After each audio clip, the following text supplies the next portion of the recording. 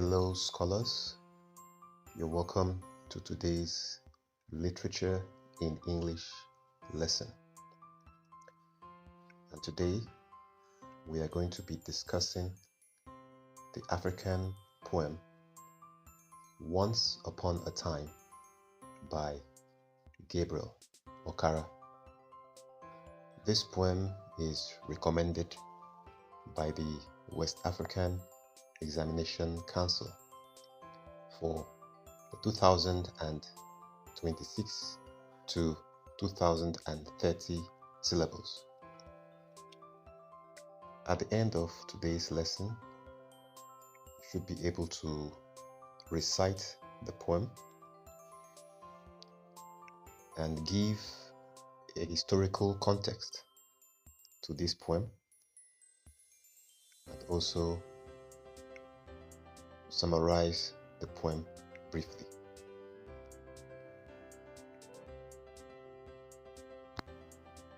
Now let's take a look at the poem Once Upon a Time by Gabriel Okara.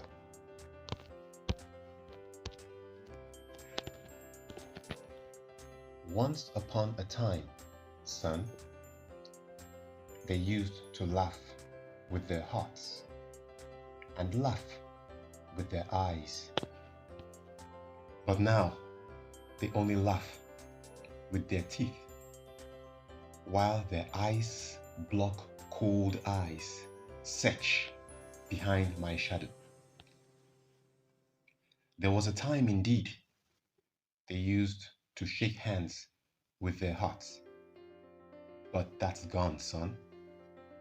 Now they shake hands without hearts, while their left hands search my empty pockets. Feel at home, come again, they say. And when I come again and feel at home, once, twice, there will be no thrice, for then I find doors shut on me. So I have learned many things, son. I have learned to wear many faces like dresses. Home face, office face, street face, host face, cocktail face, with all their conforming smiles, like a fixed portrait smile. And I have learned to laugh with only my teeth and shake hands without my heart. I have also learned to say goodbye when I mean good riddance. To say glad to meet you without being glad, and to say it's been nice talking to you after being bored. But believe me, son, I want to be what I used to be when I was like you. I want to unlearn all these mutant things. Most of all, I want to relearn how to laugh. For my laugh in the mirror shows only my teeth, like a snake's bare fangs. So, show me, son, how to laugh. Show me how I used to laugh and smile once upon a time when I was like you.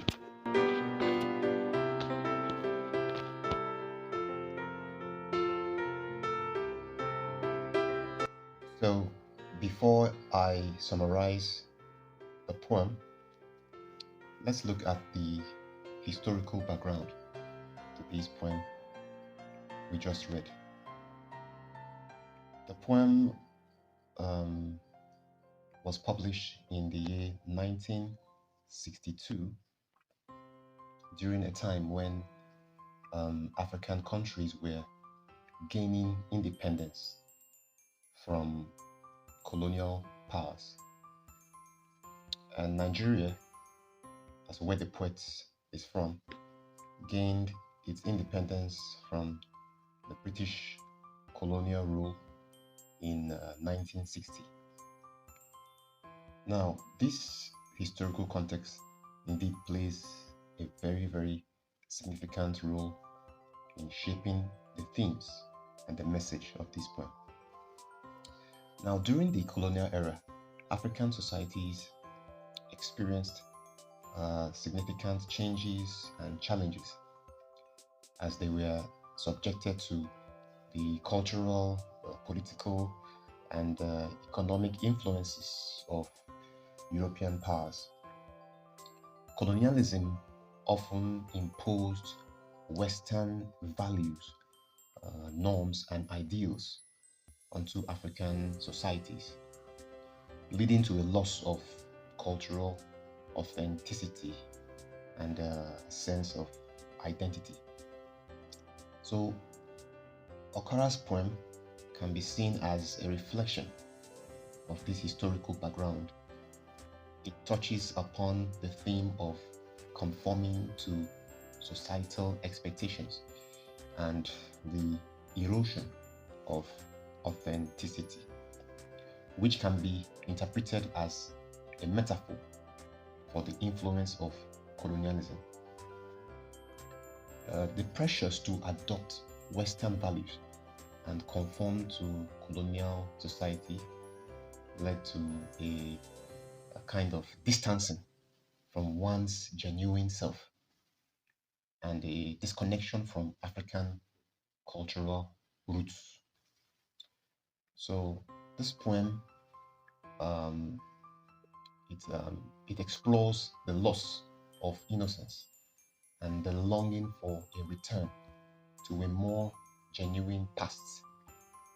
And this can be seen as a response to the impact of colonialism.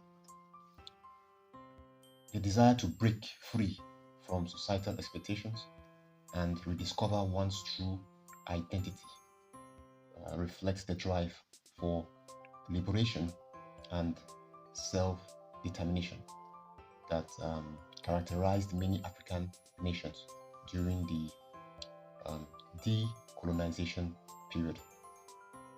So the poem Once Upon a Time by Gabriel Okara resonated with the broader African literary movements happening at the time, known as Negritude, what was called the Negritude movement.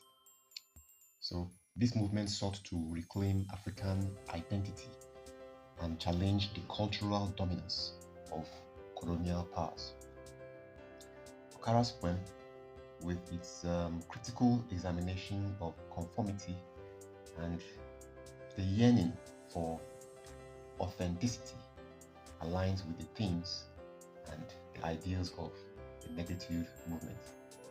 So in summary, the historical background of decolonization and the fight for cultural independence in Africa provides a context for understanding the themes and the messages of Gabriel Okara's poem.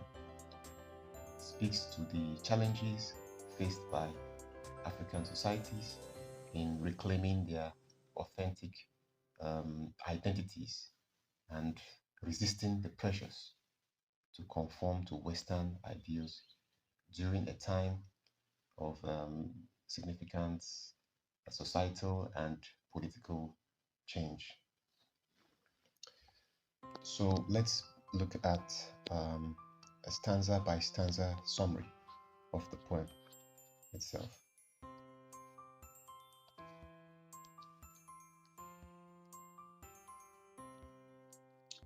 In stanza 1, the speaker starts by setting the tone of nostalgia and reminisce with the phrase once upon a time. Of course, we know nostalgia has to do with a longing for the past, a desire to enjoy the good old days. And so, at once upon a time, there's a crystal sense of nostalgia or reminiscence.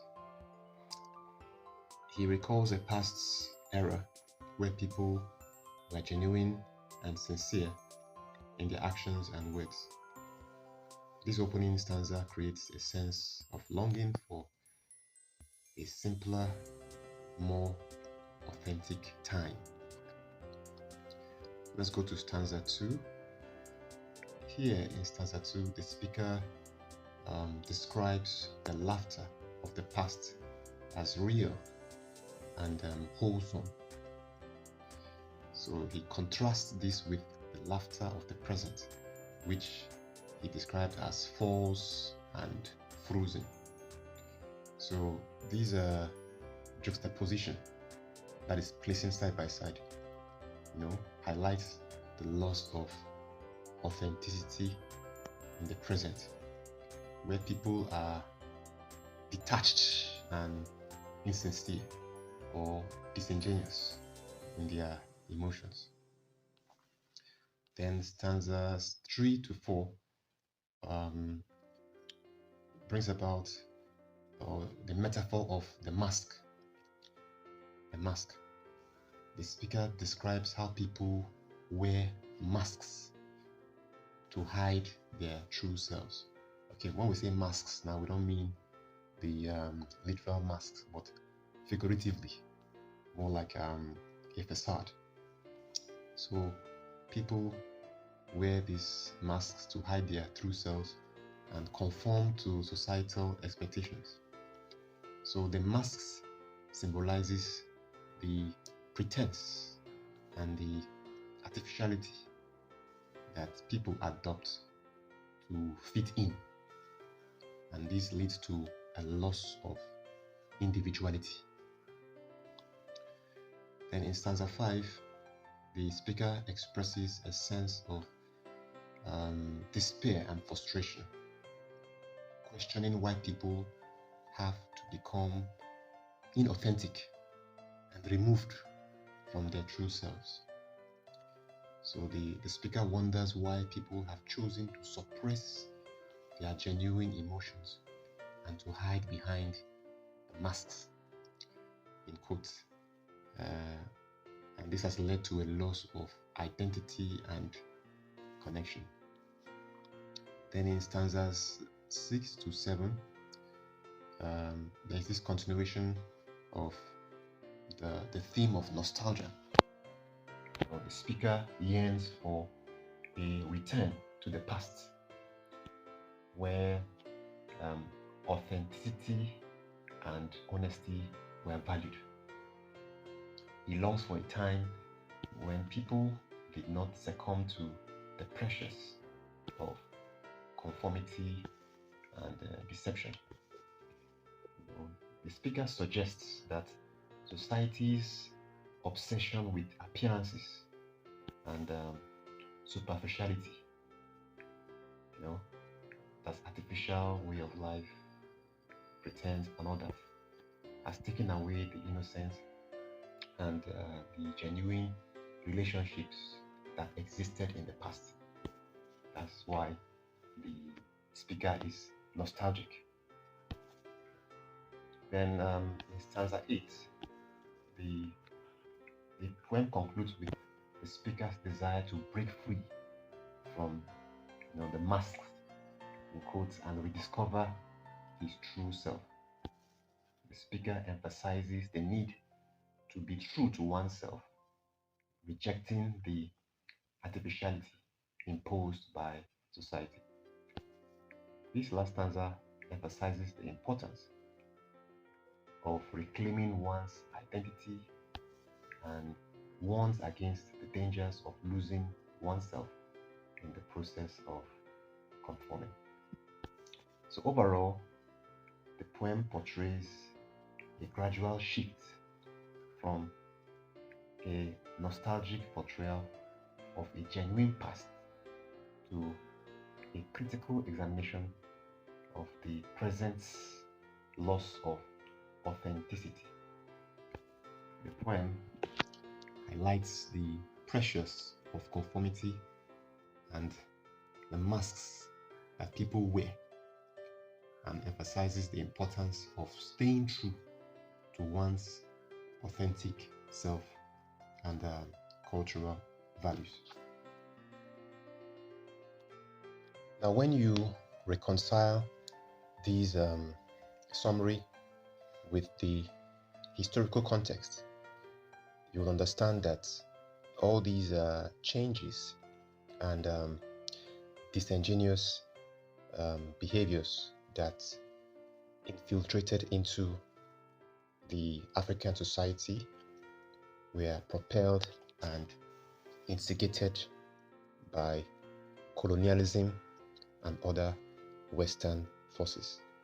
Africans were forced and compelled to abandon their cultures, their ways of life, and their true selves to embrace an alien, strange, and superficial way of life. And that has led to the erosion of many good African values. And so this challenge, this problem, is what has instigated or inspired the poet Gabriel Okara to write this poem, Once Upon a Time. He desires Africans and his beloved society to go back to the days where African culture was celebrated and all our values and the good things of Africa were fully displayed. There was no need for pretense, no need for lies or deception. Africa was a united and a peaceful society where our cultural values were celebrated openly. But now, with the coming of Western culture and Western influences, with the coming of colonialism, things have changed, and the speaker is not happy about this. And that is why he wrote this poem, Once Upon a Time, to advise the Africans to abandon these Western influences and embrace the ways of their forefathers. So thank you, students, for being there today. Next time, we're going to look at the themes in this poem. If you've not subscribed to this channel, please do, and also like this video and share. Until next time, bye bye.